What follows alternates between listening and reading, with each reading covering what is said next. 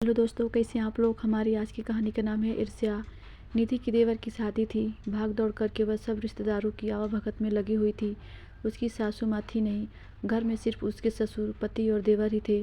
सब लोग निधि को बहुत मानते थे और उसे अपनी पलकों पर बिठाकर रखते थे। निधि भी सबका बहुत मान सम्मान करती थी। शादी से महीने भर पहले उसकी बुआ सास आ गई थी ताकि निधि को सारे रीति रिवाज समझा सकें, और निधि भी पूरे दिल से सारे रिवाज निभा रही थी।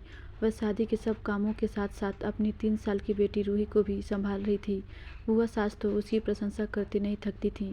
गोरा रंग, बड़ी बड़ी आंखें और लंबे लहराते बाल सबको एक नज़र में ही भा जाती थी।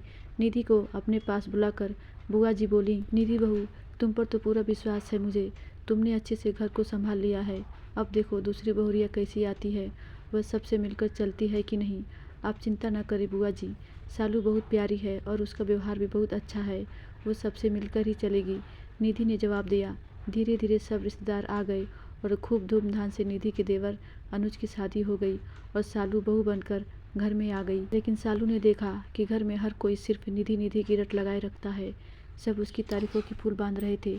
यह देखकर सालू को थोड़ा अच्छा नहीं लगा। कुछ दिन बाद एक एक करके सब रिश्तेदार वापस लौट गए। अब घर पहले की तरह चलने लगा। निधि के ससुर जी, उसका पति प्रतीक और देवर अनुज सुबह सुबह ऑफिस चले जाते। अब घर में सिर्फ निधि और सालू ही रहते। निधि अपनी देवरानी सालू को अपने घर के तौर तरीके समझाती और सबकी पसंद और नापसंद के बारे में बताती। सालू को भी अपनी जेठानी से बात करके अच्छा लगता। दोनों घंटों बातें करती रहती। लेकिन जब शाम को सब लोग घर आ जाते तो सबकी जुबान पर सिर्फ निधि का नाम होता। यह देखकर सालू को निधि से थोड़ी ईर्ष्या होने लगी।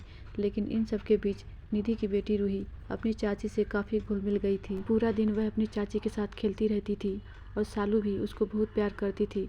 फिर एक दिन सालू ने घर में सबको खुशखबरी दी। इस दौरान निधि ने उसका खूब अच्छे से ख्याल रखा और नियत समय पर सालू ने एक प्यारी सी बेटी को जन्म दिया। घर में सब बहुत खुश थे। नन्ही परी का सबने खूब धूमधाम से स्वागत किया। सालू भी ऐसा परिवार पाकर खुद को खुद किस्मत समझ रही थी। अब धीरे धीरे सालू की बेटी 2 साल की होने को आई थी। घर की दोनों बच्चियां साथ साथ खेलती और साथ साथ खाती। ऐसे ही समय बीत रहा था कि एक दिन निधि चक्कर खाकर गिर पड़ी। डॉक्टर को बुलाया गया तो पता चला कि निधि गर्भवती है। घर पर सब बहुत खुश थे। अब सालू की बारी थी अपनी जेठानी निधि का ख्याल रखने की। लेकिन पता नहीं क्यों सालू निधि के लिए कुछ भी करने से कतराती थी, क्योंकि उसके मन में अपनी जेठानी के लिए जलन धीरे धीरे बढ़ने लगी थी। निधि हर तरह से उसे अपने आगे ही दिखती थी, चाहे रूप रंग हो, व्यवहार हो। फिर एक दिन सालू की बड़ी बहन उससे मिलने उसके ससुराल आती है। दोनों बहनें कमरे में बैठकर बातें कर रही थीं। निधि भी उनके साथ ही बैठी थी। लेकिन किसी काम से निधि को बाहर जाना पड़ा।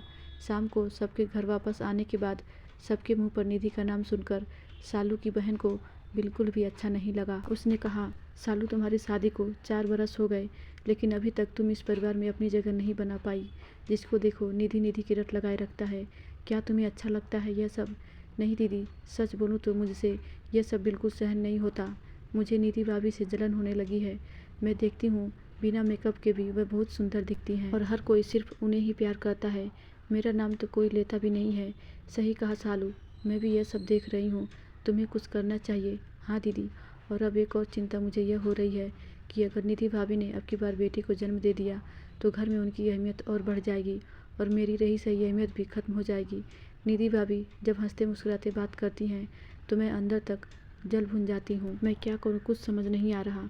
कुछ नहीं, तुम सिर्फ इतना करो कि सबके मुंह पर निधि की जगह तुम्हारा नाम हो, सालू की बहन ने सुझाव दिया। सालू को सलाह देकर उसकी दीदी वापस लौट गई। अब सालू ने धीरे धीरे निधि से बात करना बंद कर दिया। निधि ने वजह जाननी चाही। तब सालू कहने लगी, मेरा मन नहीं होता आपसे बात करने का। इस घर में सिर्फ आपकी ही चलती है, मेरी कोई जगह ही नहीं है और ना ही आपने मुझे वह जगह बनाने दी। यह सुनकर निधि हैरान रह गई। उसे नहीं पता था कि उसकी देवरानी के दिल में उसके लिए इतना कुछ भरा है। फिर भी वह चुप रही। सोचा समय के साथ सब ठीक हो जाएगा। लेकिन अब तो बात बात पर सालू अपनी जेठानी को उल्टी सीधी बातें सुनाने लगी। धीरे धीरे उसने उसकी बेटी रूही को भी निशाना बनाना शुरू कर दिया।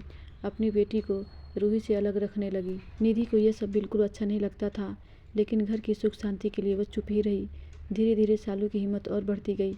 निधि ये सब बातें घर में किसी को नहीं बताती थी और इसी का फ़ायदा सालू ने उठाया। लेकिन अब दिन रात सालू को इस बात की टेंशन होने लगी कि कहीं निधि बेटे को जन्म ना दे, और उसकी जलन ने नफरत का रूप ले लिया। और इसी नफरत के चलते एक दिन उसने निधि को गिराने का फैसला किया ताकि उसका बच्चा गिर जाए। निधि इन सब बातों से अनजान थी। एक दिन सालू कोई सीरियल देख रही थी और उसके मन में एक विचार आया। जैसे ही उसकी जेठानी निधि नहाकर बाथरूम से बाहर निकलने वाली थी, उसने बाथरूम के बाहर थोड़ा सा तेल गिरा दिया ताकि निधि गिर जाए। ये सब करते समय भी उसके मन में एक बार भी अपनी जेठानी की अच्छाइयाँ नहीं आई और न ही वह समय याद किया जब उसकी गर्भावस्था के दौरान उसकी जेठानी ने उसका कितना ख्याल रखा था। उसके दिल में तो सिर्फ नफरत ही नफरत भरी थी। जैसे ही निधि नहाकर बाहर निकलने लगी, उसी दौरान उसके पति का उधर से गुजरना हुआ।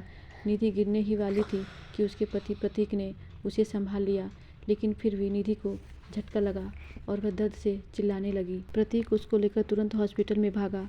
डॉक्टर को आनन फानन में निधि का ऑपरेशन करना पड़ा क्योंकि उसके बच्चे की जान खतरे में आ गई थी। घंटों की मशक्कत के बाद निधि ने एक बेटे को जन्म दिया। घर पर सब बहुत खुश हुए। निधि भी बहुत खुश थी, लेकिन अभी उसके दिल और दिमाग में कुछ और ही बात चल रही थी।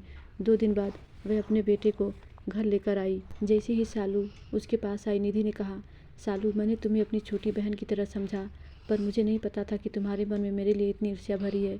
तुम्हें मुझसे इतनी नफरत हो गई कि तुमने मेरे बच्चे को गिराने की साजिश रच दी। नहीं भाभी, आपको गलतफहमी हुई है, मैंने ऐसा कुछ भी नहीं किया। सालू ने नज़रें चुराते हुए कहा, तुमने जब बाथरूम के बाहर तेल बिखेरा था और उसके ऊपर जब मैं फिसली थी तो तुम वहीं दरवाजे के साइड में खड़ी थी। गिरते गिरते मैंने तुम्हारे चेहरे की वह कुटिल मुस्कान देख ली थी। तुम्हारे मन में नफरत इस कदर भर गई कि तुम एक नन्ही सी जान को मारने पर तुल आई। अपनी ईर्ष्या और जलन की वजह से तुम बहुत नीचे गिर गई सालू। अब तक मैं सब सहन कर रही थी, सोचा था कि तुम सुधर जाओगी। मैं इस घर के हिस्से नहीं होने देना चाहती थी, लेकिन अब मुझे लगता है कि ऐसे रिश्तों से दूर हो जाना ही बेहतर है जहाँ पर लोग अपने स्वार्थ और जलन के चलते एक दूसरे को नुकसान पहुँचाए। तुम अपनी नफरत में इतनी अंधी हो गई कि तुमने सब कुछ भुला दिया। अब हमारा साथ रहने का कोई मतलब नहीं है। बेहतर होगा कि हम सब दूर रहें। भाभी, मुझे माफ़ कर दो, मुझसे गलती हो गई, आगे से ऐसा कुछ भी नहीं होगा। सालू ने कहा, गलती नहीं, तुमने पाप किया है, एक अजन्मे बच्चे को मारने का प्रयास किया है। मैं तुम्हें कभी माफ़ नहीं करूँगी। धन्यवाद दोस्तों, आशा करती हूँ ये कहानी आपको ज़रूर अच्छी लगी होगी।